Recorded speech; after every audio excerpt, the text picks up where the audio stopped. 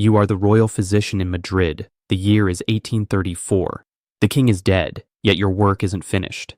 You've been summoned to the private chambers of the late Ferdinand VII for a duty so strange, so unprecedented, that you question your own sanity. Queen Regent.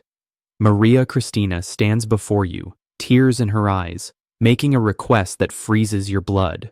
With trembling hands, you approach the bed where Ferdinand's body rests.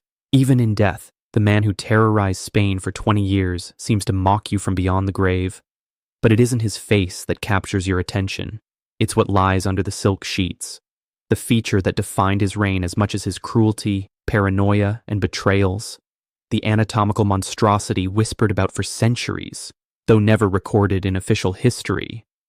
Ferdinand VII carried with him a grotesquely oversized, bizarrely shaped endowment, simultaneously the root of his deepest shame and his twisted pride. As you begin the preservation, your mind drifts to the stories whispered in palace corridors.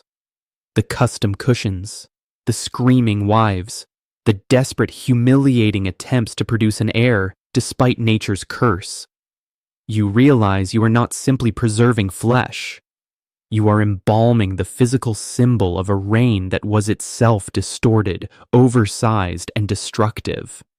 Before we descend into these hidden histories of pain and survival, if you enjoy uncovering the dark truths of the past, hit that like button, subscribe, and tell me in the comments where you're listening from. It's incredible that we can share these forgotten stories across time and space, bound together by curiosity. To understand Ferdinand VII, you must first know he was born cursed, not by magic or divine punishment, but by the poisoned legacy of royal inbreeding.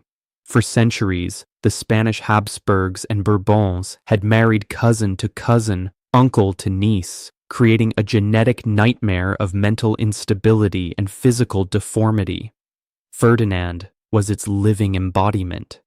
He was born at El Escorial Palace on October 14, 1784, the child of Charles IV and Maria Luisa of Parma, first cousins whose marriage sealed the damage. The genetic lottery was rigged from the start, and Ferdinand would pay the price in the most intimate and humiliating way imaginable. As he grew, nature's cruelty became undeniable. His body developed in ways that defied medicine. By adolescence, court physicians were already whispering about the royal anomaly, a member so massive, so strangely shaped that it seemed almost alien. Records, locked away for centuries in the Vatican archives, describe it clinically yet with horror. Ferdinand's grotesque anatomy, too large, too deformed for normal life. Meanwhile, Isabel's health collapsed under the weight of violence and paranoia. Physicians recorded phantom pregnancies, periods when she appeared with child despite conception being impossible. For Ferdinand, these episodes were fleeting hope. Servants whispered of the king pacing outside her chambers, praying and cursing, as if divine intervention could overcome the impossible. Each time the illusion ended, he spiraled into black depression, paralyzing the government for weeks. In 1818, after 2 years of this nightmare, Isabel found the only escape available to royal women: death. Officially, she succumbed to nervous exhaustion. Privately, letters suggested she may have hastened the end through subtle self-harm. Her final words, recorded by her confessor, were a prayer of thanks for her liberation. Ferdinand's reaction revealed his descent into madness. He showed no genuine mourning. Instead, he became convinced Isabel had been murdered by enemies conspiring to prevent him from producing an heir. Ferdinand ordered multiple autopsies, desperate for evidence of poison. Several of Isabel's ladies-in-waiting were arrested on suspicion of conspiracy. His grief was indistinguishable from paranoia, feeding a cycle of rage and suspicion that consumed the entire court.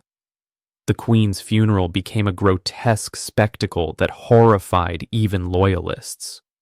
Ferdinand insisted on viewing the body repeatedly, touching the corpse and muttering about the wasted potential of her womb.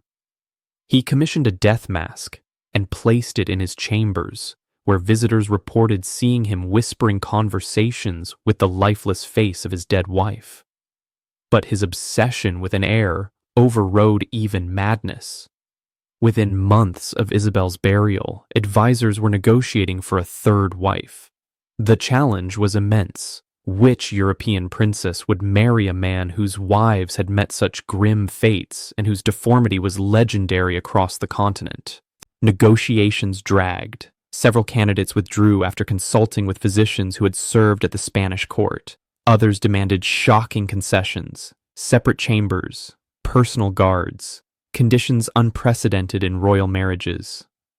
Ferdinand's sexual dysfunction had become not just a personal curse, but a diplomatic liability isolating Spain from potential allies. At last, his agents secured Maria Josepha Amalia of Saxony. Her family's financial desperation outweighed the warnings. At 24, older and more worldly than Isabel, she still carried the same doomed hope as her predecessors. Their 1819 wedding was subdued. Fewer dignitaries, simpler celebrations, a sense of fatigue hung over the court. Everyone knew this was not romance, but duty. Maria Josepha came better prepared. Briefed by Saxon physicians who had spoken with their Spanish counterparts, she brought her own medical devices and even a personal doctor specializing in difficult marriages. She approached her role clinically, treating intimacy as a medical challenge to be endured. Her scientific detachment gave her some advantage compared to Isabel's naive terror, but it could not overcome the fundamental impossibility of Ferdinand's condition. Their marriage settled into scheduled encounters, carefully planned, medically supervised, resembling surgical procedures more than acts of love. Maria Josepha kept detailed records, logging times, techniques, and outcomes with the precision of a researcher. Her cold professionalism frustrated Ferdinand even more than Isabel's fear had. Ferdinand soon grew paranoid that Maria Josepha saw him not as a husband, but as a medical experiment. His fears expanded. He believed she was secretly documenting his condition for foreign intelligence. Spies reported that the Queen kept frequent correspondence with Saxon physicians, which Ferdinand interpreted as leaking state secrets about his anatomy. Meanwhile, Spain itself was collapsing. Colony after colony in the Americas had secured independence, stripping Spain of the wealth that had sustained its empire. Ferdinand's obsession with his dysfunction left him blind to the crises around him. Cabinet meetings were postponed when he was having difficult periods with his wife, and crucial decisions were delayed for weeks while he consulted physicians about new methods of conception. The Spanish people, once grateful for his return, began to see the cost of the restored monarch. Revolution simmered in the cities, bandits roamed the countryside, and famine spread, while Ferdinand wasted fortunes on sexual devices and foreign doctors.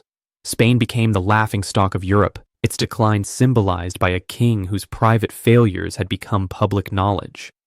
Then, in 1829, after a decade of clinical matrimony, Maria Josepha did what many thought impossible. She became pregnant. The news shocked the court and Europe alike. Diplomats speculated wildly. Was it divine intervention, new medical science, or, as cynics whispered, simple infidelity? Ferdinand's reaction was both euphoric and paranoid. He flooded the palace with guards, brought in Europe's top physicians, and had her chambers blessed by every religious authority in Madrid. His desperation bordered on madness. He was certain enemies would sabotage the pregnancy by sorcery or science. The pregnancy seemed stable until the 7th month, when complications set in. Modern medicine points to placental abruption, a condition manageable with proper care. But Ferdinand sabotaged any chance of survival. His obsession with consulting mystics and alchemists alongside real doctors created chaos. On May 18, 1829, Maria Josepha went into premature labor. The delivery was a nightmare. Ferdinand, insisting on personally overseeing it despite no medical knowledge, shouted contradictory orders. The baby, a daughter, lived only for a few hours before dying of complications. Maria Josepha survived the birth, but never regained her strength. 3 weeks later she died, officially of childbed fever, though more likely from infection and despair. Ferdinand's reaction revealed his complete descent into madness. He refused burial of either mother or child, demanding his physicians attempt resurrections with bizarre methods. For nearly a week, the palace reeked of decay as the king denied reality, ordering the impossible. When he finally accepted their deaths, Ferdinand collapsed into a profound depression. He stopped eating, ignored advisors, and spent his days staring at the death masks he had commissioned for all 3 of his wives. Spain crumbled while its king drifted through his palace like a ghost, but fate had one last cruel twist. In 1829, at 45, the king who had failed for decades to produce an heir faced a 4th marriage. His advisors, desperate to stabilize the kingdom, arranged a union with Maria Cristina of Naples. What Ferdinand did not know until too late was that Maria Cristina arrived already pregnant by another man. The wedding was a farce. The bride walked down the aisle visibly expecting a child that could not be Ferdinand's. Yet so desperate was the king that he embraced the obvious lie, convincing himself divine providence had finally intervened. In 1830, Isabella II was born. To Spain, she was salvation. To Ferdinand, she was both triumph and torment. He knew she was not his, yet he clung to the fiction of legitimacy to preserve the dynasty. His relationship with Maria Cristina was built on mutual deception. She pretended respect. He pretended belief. His final years were marked by the same dysfunction that had defined his life, now worsened by the burden of maintaining a fraudulent succession. He continued desperate, degrading attempts at intimacy with Maria Cristina, hoping against hope for a child that would bear his blood. These humiliations, observed by the same parade of physicians and specialists as before, became increasingly pathetic as age made success impossible. Ferdinand's paranoia deepened beyond anything the court had yet seen. He began storming Maria Cristina's chambers at all hours, armed guards in tow, accusing her of treasonous plots. These midnight raids terrified her ladies-in-waiting, who lived in constant fear of a wild-eyed king bursting in with accusations of betrayal. Ferdinand's obsession with surveillance reached grotesque extremes. He had peepholes drilled into the walls between his chambers and Maria Cristina's, spending hours spying like a deranged voyeur. Servants reported seeing the king's eye pressed against the openings as he watched her most private moments while she prayed, nursed their daughter, or simply sat in silence. The queen, aware she was constantly observed, moved like a prisoner, carefully controlling every gesture. Even meals became ordeals. Ferdinand demanded elaborate tasting rituals. Every dish sampled, then left for 30 minutes to ensure no slow-acting poison. He stared at tasters like a hawk watching prey, scanning their faces for distress. Some servants collapsed from nervous exhaustion, which only deepened his belief that assassins lurked everywhere. Maria Cristina, trapped in this net of suspicion, began unraveling as Ferdinand's previous wives had. Letters to her family in Naples, intercepted by the king's spies, revealed her despair. She wrote of feeling watched at all times, jumping at shadows, unable to trust even her own servants. "I live in a glass cage," she confessed, "where every breath is measured for signs of rebellion." His paranoia expanded beyond family to engulf the entire court. Guards were rotated daily, lest they be corrupted.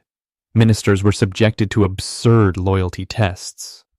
Ferdinand would make contradictory statements and interpret any correction as treason. The once sophisticated Spanish court degenerated into a bizarre theater of mutual surveillance. Courtiers avoided eye contact, spoke in whispers, and lived in constant fear that a careless word could mean exile or prison. Alliances shifted daily as everyone tried to appear loyal to competing factions. Even his daughter Isabella became a source of torment. though Ferdinand knew she was not truly his. He both loved her as his heir and hated her as proof of his failure. He spent hours staring at the infant, searching her face for resemblance, sometimes to himself, sometimes to suspected lovers of Maria Cristina. He even commissioned artists to paint detailed portraits of Isabella at each stage of infancy, comparing them to his own likeness, and to portraits of men rumored to have fathered her. The question of Isabella's paternity haunted Ferdinand more than anything else. She would inherit his throne precisely because he could not produce a legitimate heir. His greatest political triumph, securing succession, was also his deepest personal humiliation. This contradiction ate him like acid, poisoning even his rare moments of tenderness with the child. In desperation, he turned to genealogists and physiologists, demanding scientific proof of Isabella's legitimacy. Terrified of contradicting the king, they delivered carefully ambiguous reports, documents crafted to support whatever conclusion Ferdinand wished while protecting their own lives. His control over Maria Cristina became increasingly invasive. He assigned servants to monitor her letters, reporting not only content, but her facial expressions as she wrote. He demanded daily records of her prayers, her reading, even which courtiers she spoke to. To survive, Maria Cristina compartmentalized, presenting serenity in public while privately struggling with the crushing weight of constant surveillance. Her secret diary, found centuries later, captures the toll. I feel like an actress who must never break character, even in my dreams. Ferdinand's paranoia spilled into international affairs. Ambassadors reported his erratic behavior, alarming their governments. Marriage negotiations for alliances faltered as foreign courts questioned whether Spain could honor commitments under such unstable leadership. His obsession with plots twisted the most innocent acts into imagined conspiracies. When Maria Cristina asked to redecorate her chambers, Ferdinand saw hidden compartments for poison. Compliments on her appearance were, to him, coded treason. Even her prayers became suspect. Was she truly devout, or secretly signaling to foreign Catholic powers? The cost was enormous. Vast sums were wasted on spies, loyalty tests, and security measures while Spain's treasury bled dry and its people starved. His personal dysfunction had metastasized into an international liability. Ferdinand ordered secret passages built throughout the palace, elaborate alarm systems installed, and multiple sets of tasters, guards, and servants rotated constantly so no group could conspire. These extravagances drained funds that might have eased Spain's worsening financial crisis. His health deteriorated under the relentless stress of his surveillance state. Doctors noted chronic insomnia, stomach disorders, and nervous agitation. His paranoia fed on itself, fears generating behaviors that justified even more fears, locking him in a cycle of anxiety. Even his family fell victim. He suspected close relatives of treason, interpreting normal interactions as threats. Birthday parties became tense affairs where he scrutinized flower arrangements or gifts for coded conspiracies. Even his loyal brother Don Carlos came under investigation. Maria Cristina's attempts to protect Isabella only deepened conflict. Ferdinand believed her maternal care was part of a plot to prepare the child for foreign influence. Requests for private time with her daughter made him wonder what treasonous ideas she was planting. A simple act of mothering became another front in his imagined war. Servants closest to the royal family lived in terror. They were forced to provide detailed reports on the queen while maintaining an appearance of loyalty. Many broke under the pressure, developing nervous conditions. Constant staff turnover destabilized the palace further, and newcomers often triggered Ferdinand's suspicions through innocent mistakes. His hunt for Isabella's true father grew obsessive. Investigators compiled dossiers on every man Maria Cristina had known in Naples, comparing features to the child's. They even studied medical records, family histories, and correspondence from years before her conception. The king's chambers became a macabre museum of failure. Portraits of dead wives, broken medical devices, and religious relics he hoped might cure him.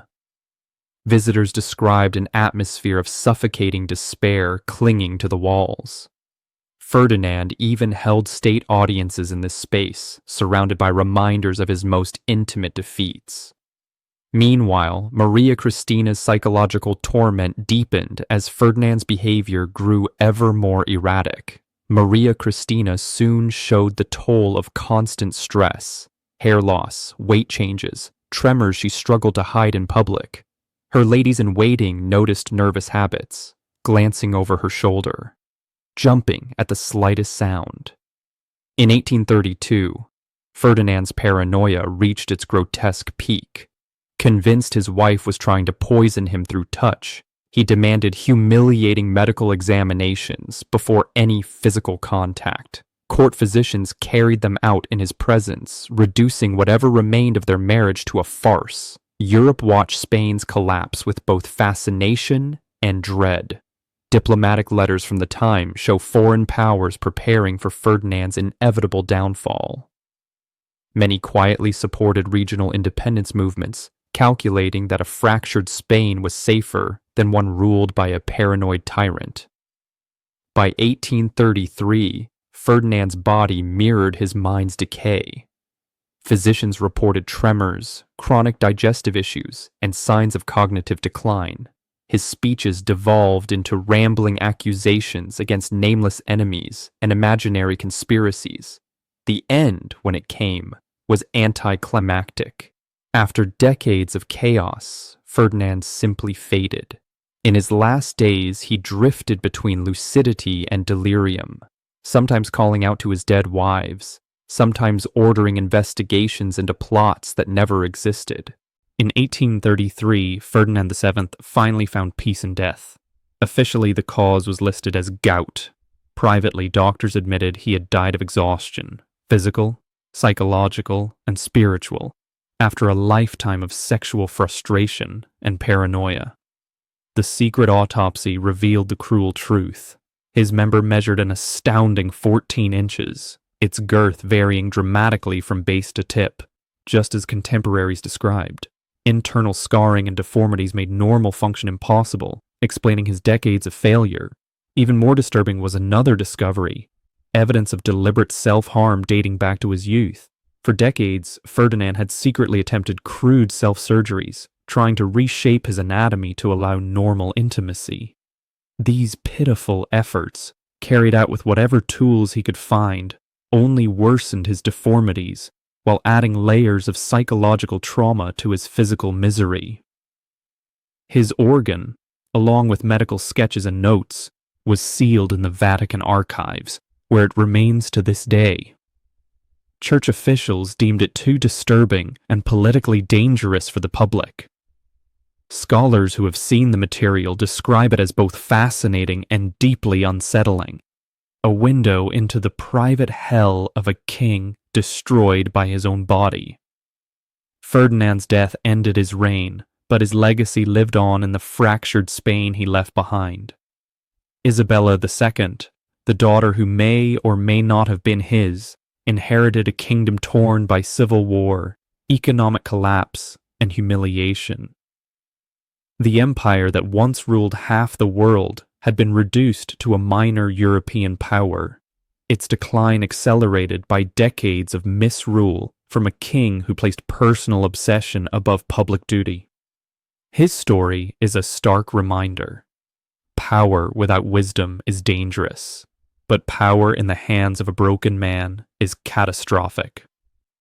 Ferdinand showed how private shame can metastasize into national trauma, how the dysfunction of one ruler can devastate millions. His 3 dead wives, his questionable heir, his terrorized subjects, and his ruined kingdom all paid the price for centuries of royal inbreeding, a genetic lottery gone horribly wrong. Ferdinand was both tyrant and victim, a man unfit to wield the absolute power he inherited. As the royal physician completed the grim task of preserving his anatomical legacy, he must have felt the crushing irony. Here lay the physical evidence of a reign that devoured everything, wives, children, subjects, and finally, the king himself. The preserved organ was more than a medical oddity. It stood as a monument to the destructive power of shame, the corruption of unchecked rule, and the tragic waste of human potential. In the end, Ferdinand achieved a kind of immortality, but not the kind he craved. He is remembered not as a great ruler, but as a cautionary tale of dysfunction masquerading as authority. His legacy, locked away in Vatican vaults, remains a secret too disturbing for history to embrace, too human for legend to sanctify, too tragic for time to heal. The silk sheets that once hid his deformed body came to symbolize a broken kingdom, equally damaged, equally incapable of functioning as nature intended. At last, Ferdinand VII found the peace that had eluded him in life. But Spain was left shattered, condemned to struggle for generations under the weight of the intimate disasters of his reign. The king, remembered as the most grotesque and perverse in history, had ended as he had lived, bringing misery to every life touched by his twisted power. One physician noted, "His Royal Highness is burdened with a member of such extraordinary size and peculiar form that intimacy may be nearly impossible." Another was harsher. "The prince's organ resembles a billiard cue, narrow like sealing wax at the base, thick as a fist at the end, and long enough to serve as a walking stick." The psychological effect on young Ferdinand was devastating. In an age when Greek ideals prized refinement and smaller proportions as noble, his massive deformity branded him a freak. What some men today might envy was for him a curse and source of deep shame. His childhood was a masterclass in dysfunction. His father, Charles IV, was weak, more devoted to hunting than ruling. His mother, Maria Luisa, flaunted her affair with Manuel de Godoy, Spain's de facto ruler. Daily, Ferdinand absorbed humiliation and lessons about betrayal and weakness, yet it was his deformity that shaped him most. The court buzzed with whispers. Servants giggled, courtiers joked, and foreign diplomats sent reports on the Spanish embarrassment. Ferdinand learned early that his most private reality was public ridicule. The humiliation festered into resentment, a wound that later poisoned his rule. Soon he saw mockery everywhere, in bows of subjects, in tutors' formal words, in the forced smiles of brides-to-be. His paranoia wasn't entirely misplaced. People really were laughing, though not always for the reasons he believed. Tutors saw disturbing changes as he entered adolescence: secrecy, vindictiveness, cruelty. Servants who displeased him weren't just dismissed, but punished harshly. One dark incident, recorded by a court chaplain, tells of a page who walked in while Ferdinand was changing. Instead of dismissal, the boy was flogged and his family exiled from Madrid. The message was clear. No one could see his shame and remain unpunished. By the time he reached marriageable age, the full extent of the problem was undeniable. Dr. Francisco Flores, his personal physician, left secret notes describing the grim reality. His Majesty's member presents an unnatural form. At the base, scarcely wider than a thumb, yet it swells to a circumference beyond all proportion. Its length exceeds any recorded specimen, near 10 inches at rest, growing considerably larger when aroused. Most alarming was the unnatural curvature and the strange tissue growths that served no biological purpose. For Ferdinand's future as a husband and father, the implications were obvious. Normal intimacy would be impossible without heavy medical intervention and specialized equipment. Royal craftsmen were secretly ordered to create what they delicately called marital aids, cushions and supports designed to let Ferdinand perform without causing serious injury to his future wives. Yet the physical challenge was only half the curse. Psychologically, his condition consumed him. Ferdinand grew obsessed with potions and elixirs promising either to shrink his organ or boost his fertility. Court alchemists and foreign doctors were summoned to Madrid, each offering miracle cures that inevitably failed. The prince poured fortunes into quack remedies, ground rhinoceros horn, powdered pearls, rare herbs, all supposedly able to regulate his royal essence. Every concoction was useless, but Ferdinand's desperation made him the perfect victim for charlatans. In 1802, he married his cousin, Princess Maria Antonia of Naples and Sicily. The match was arranged when they were teenagers, and Maria Antonia arrived in Madrid filled with romantic dreams. Supporters called him the Desired One, and she imagined herself the heroine of a fairy tale. The wedding ceremony was magnificent. The cathedral rang with music. Madrid's streets overflowed with celebration, and the couple looked every inch the perfect royal pair. Maria Antonia was intelligent, beautiful, and eager for her new life. Ferdinand, in public, seemed almost normal, charming, attentive, appropriately romantic. But ceremonies end, and wedding nights begin. Trouble surfaced immediately. Ferdinand's valet approached Maria Antonia's ladies-in-waiting with unusual requests. The royal bedchamber required special preparations. Cushions were carried in, along with bottles of oils, salves, and implements that seemed far more medical than marital. The sheltered princess, educated only in etiquette, religion, and music, understood none of it. Her knowledge of marriage was vague at best, whispered by older women who themselves knew little. When Ferdinand entered the chamber and she saw him naked for the first time, Maria Antonia broke down. One lady-in-waiting later wrote, "Her Majesty began screaming as though she had seen the devil himself. She backed against the wall, pointing and crying, 'Monster! Monster!' until those present feared she had lost her mind entirely." Witnesses later described Ferdinand's member as a massive club with a thin handle, something the sheltered princess could never have imagined. The sheer size terrified her, but it was the twisted curves, the abnormal growths, and the almost alien appearance that shattered her composure. What followed was less a wedding night than a medical operation. Ferdinand's specially trained physicians were summoned to explain to the horrified bride what was expected of her.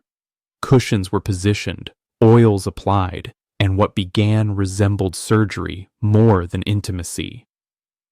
Private letters between court physicians described the surreal scene. A custom pillow was required to support Ferdinand's enormous organ, preventing it from injuring even himself during intercourse. Despite these measures, the act was so traumatic that Maria Antonia had to be drugged with laudanum simply to endure it.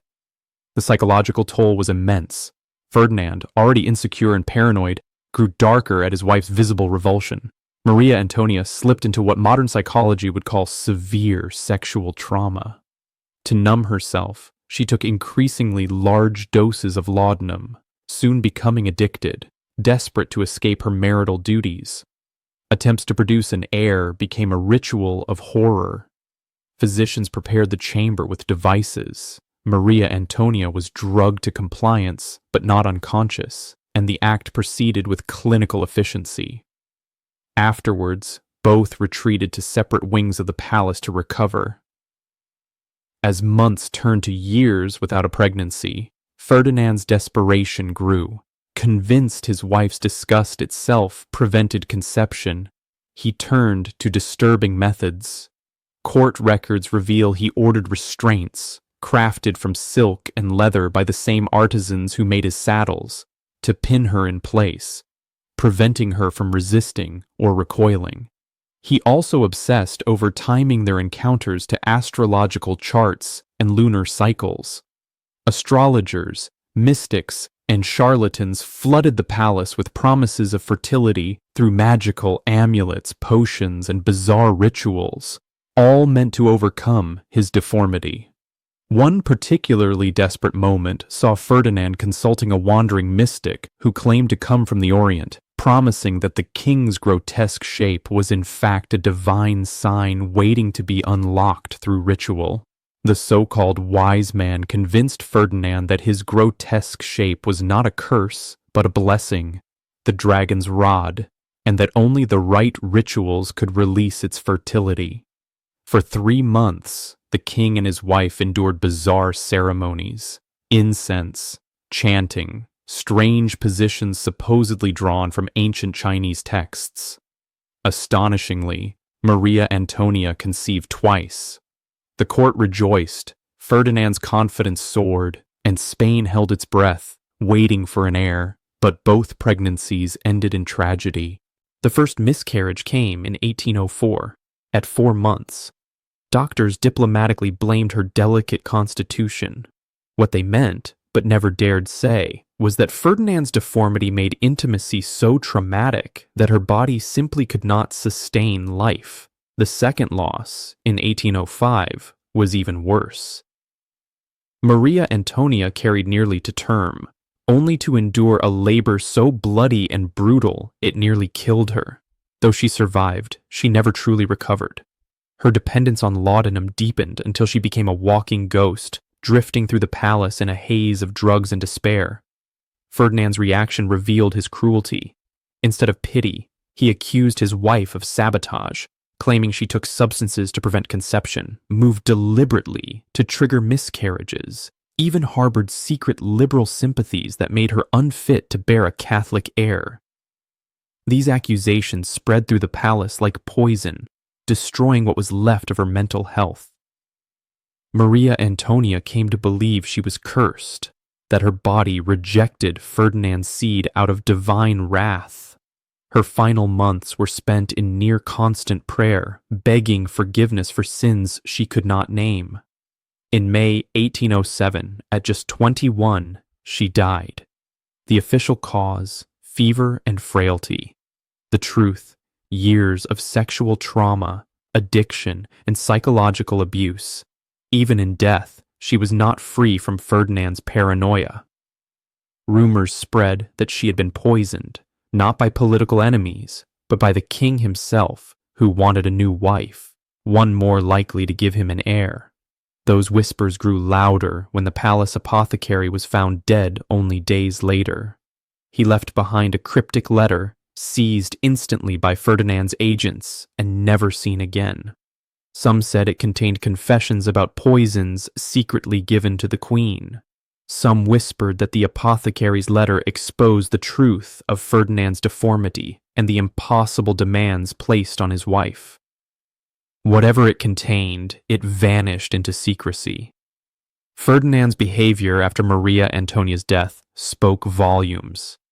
In public, he displayed the expected grief. In private, he seemed almost relieved.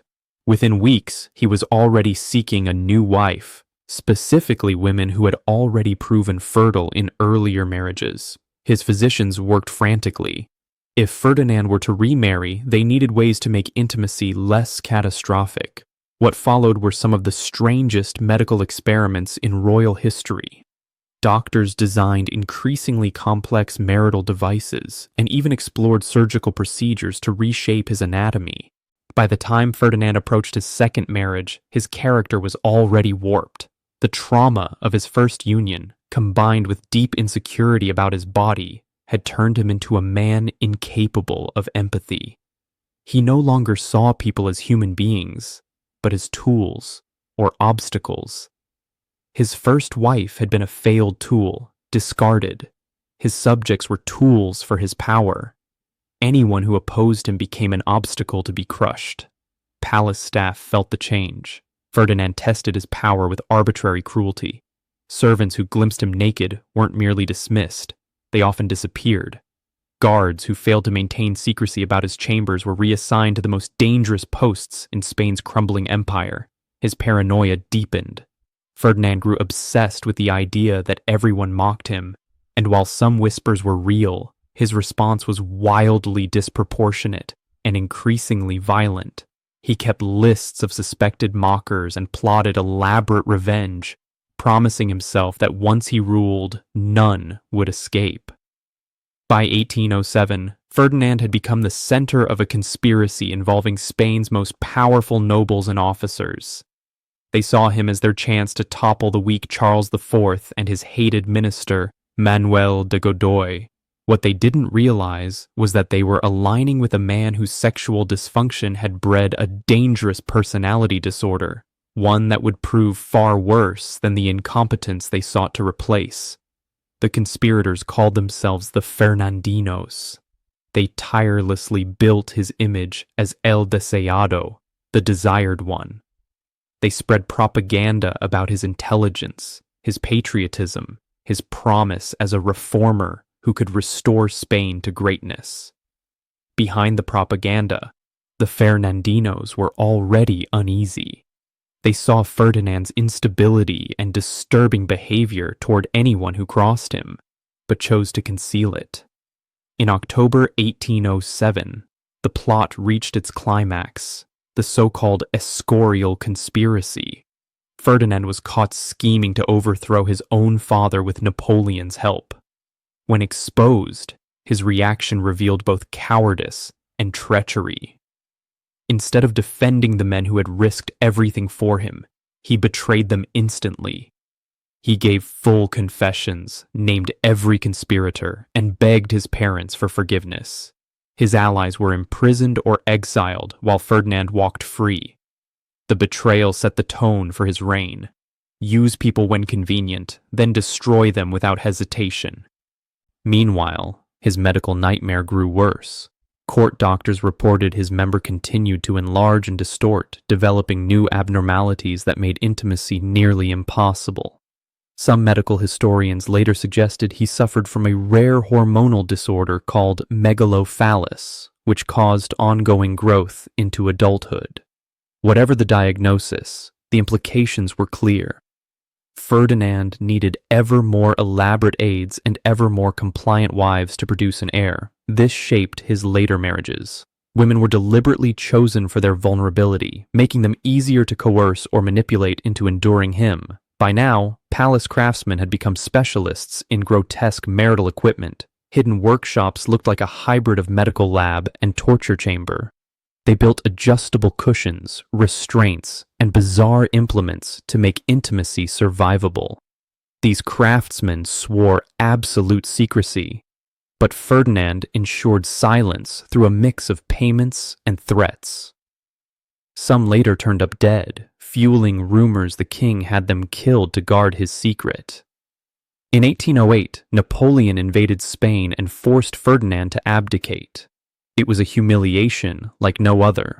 Not only had he lost his throne, but now he was Napoleon's prisoner, and his captor likely knew every detail of his deformity. French intelligence had extensive files on Spain's royals, and Ferdinand's grotesque abnormality was certainly among them. His 6 years of captivity at the Château de Valençay were marked by relentless medical curiosity. French physicians, free from Spanish protocol, studied him in detail, treating him less as a king than as a specimen. The French doctors, unbound by the royal protocol that had restricted their Spanish colleagues, carried out examinations so thorough they bordered on torture. Their reports, discovered centuries later in Napoleonic archives, remain the most detailed clinical record of Ferdinand's deformity. They described a sexual organ so enormous and misshapen, it seemed more like something from mythology than from a human body. They concluded his condition was likely caused by multiple genetic disorders colliding in one man, what they called a perfect storm of anatomical dysfunction. Meanwhile, word reached Ferdinand of Spanish nobles and soldiers dying to restore him. The irony was staggering. While brave men fought and bled, Ferdinand obsessed over his anatomy, searching for ways to manage his dysfunction and produce an heir for his cursed bloodline. He spent his captivity writing endless letters to European royals, begging for potential brides who might tolerate his special circumstances. In his own hand, these letters revealed a king completely detached from his people's suffering, consumed only by his personal nightmare. Spain was burning, and Ferdinand was planning his next wedding night. When he finally returned to Spain in 1814, the reception was overwhelming. Crowds showered him with flowers, wept with joy, and fell to their knees as his carriage passed. Children saw for the first time the king their parents had died to restore. Even the streets of Madrid seemed to sing. Ferdinand smiled and waved, but his thoughts were already elsewhere. His first priority was not ruling, nor rewarding those who had fought for him. It was finding a new wife to give him the heir he had been denied for so long. His return marked the beginning of what historians call the ominous decade, but the true ominousness lay not just in tyranny, but in his increasingly desperate attempts to fulfill his royal duty of reproduction. His sexual dysfunction had fused with his politics, turning private inadequacy into national catastrophe. One of his first acts as restored king was to commission a new arsenal of marital devices from Europe's finest craftsmen. Agents scoured Germany, Italy, even the Ottoman Empire, for artisans who specialized in delicate royal cases. The resulting collection, hidden in secret palace chambers, was a showcase of perverse ingenuity in early 19th century engineering. In 1816, Ferdinand married again. His bride was Maria Isabel of Portugal, another cousin in the endless chain of royal inbreeding. Just 19, she arrived full of naive hope, unaware of the nightmare awaiting her. Court physicians had warned Isabel's ladies-in-waiting about the special preparations needed for the wedding night, but nothing could prepare her for the horror ahead. The ceremony itself was a spectacle of Baroque excess, hiding the desperation of a king whose reign was already faltering. Ferdinand stood at the altar draped in cloth of gold, his face tense with anxiety. For a week, he had consulted doctors, alchemists, even a mysterious figure rumored to be an Ottoman specialist brought secretly to Madrid. But no preparation mattered. The wedding night became a disaster that scarred both husband and wife. Despite devices, oils, and guidance from experts across Europe, Ferdinand's grotesque anatomy proved insurmountable. The screams echoing through the palace halls were not passion, but terror and pain. Servants discovered blood-soaked sheets and broken furniture, evidence of a night resembling torture rather than royal consummation. Isabel never recovered. Court observers noted she developed a stutter and flinched whenever Ferdinand entered the room. Physicians called her episodes hysteria, but today we'd recognize them as trauma. Her ladies reported she often woke screaming from nightmares, crying out warnings about the monster in her bed. Ferdinand, instead of compassion, saw her fear as insult. His paranoia, already extreme, spiraled further. He became convinced Isabel conspired with foreign powers to mock him. Her letters were intercepted, her food tasted for poison, her chambers searched for treachery. His sexual dysfunction had metastasized into political psychosis. The demand for an heir became an obsession that consumed court and kingdom alike. Ferdinand ordered increasingly bizarre consultations, bringing together physicians, anatomists, even circus performers claiming expertise in unusual anatomy. The royal bedchamber became a grotesque laboratory of experimentation. One physician's diary describes Ferdinand inviting German and French experts to observe his attempts, turning his marriage bed into medical theater. They recorded notes, made sketches, and circulated them among European universities. The king's deformity became a subject of academic study. Isabel, subjected to this humiliating parade, collapsed psychologically. She stopped eating properly, wasted away, and developed a vacant 1,000-yard stare that servants found more terrifying than her screams. The young queen soon became a living ghost, wandering the palace like a prisoner in her own home. The political fallout of Ferdinand's failures could no longer be hidden. Spain's American colonies, already in revolt, pointed to his inability to produce heirs as proof of divine judgment against Bourbon rule. Revolutionary propaganda mocked him as a sexually impotent tyrant whose deformity mirrored his political incompetence. His most intimate shame had become a rallying cry from Mexico to Argentina. Ferdinand's response was predictable: paranoid and brutal. He unleashed purges against anyone suspected of gossiping about his condition or supporting colonial independence. The Inquisition, restored under his reign, now prosecuted sexual slander against the crown, creating a climate of terror where even private conversations between married couples could lead to prison or death. His obsession with secrecy became absurd. He ordered hidden passageways built so he could move between chambers unseen. Mirrors were installed to catch eavesdroppers. A network of spies monitored every whisper about his marriage.